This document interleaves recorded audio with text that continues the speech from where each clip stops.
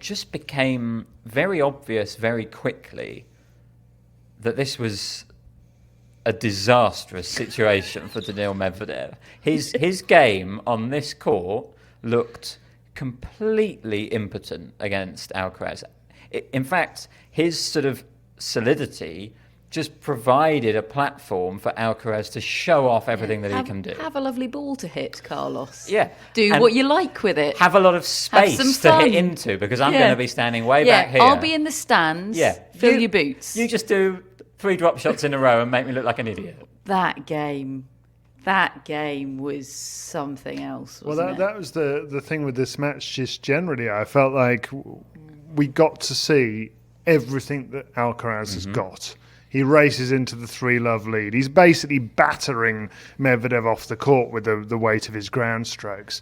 And then it was... We were talking to Medvedev. Chris Clary asked him about adjustments and whether he tried to make some mid-match adjustments. And I think really the feeling was he didn't try to make enough of a mid-match adjustment, really, given what was going on.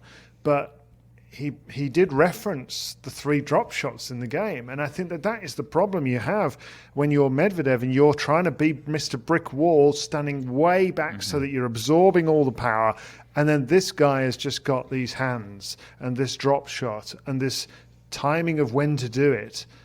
And he was just toying with Medvedev, really. He has multiple ways to beat you, and they're complementary. The power from the baseline, the depth of the hitting is complemented by the drop shots, because you've got nowhere to go. You've got nowhere to stand.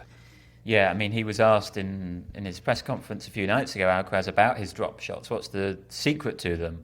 And he instantly said, my forehand is the key to my drop shot, because, you know, it's got so much power. You have to be so wary of what's coming that, you know, as a player against Alcaraz, I think you do naturally just inch back in the court, and it just leaves all this space, and he's got such lovely touch to go with it, and he can just find the open space. He was also serve volleying a lot today. That was just a first set. Fantastic. That was a tactical masterclass from Alcaraz. I mean, he's got the execution as well. He's got the movement. He can execute these volleys, but yeah, he's just kick serving in a serve and volley or slicing it short out wide, and Medvedev is just lurching left, right, trying to get the ball back. And then this guy, it's like watching the 80s. Suddenly you've got Stefan Edberg at the net just knifing a volley away.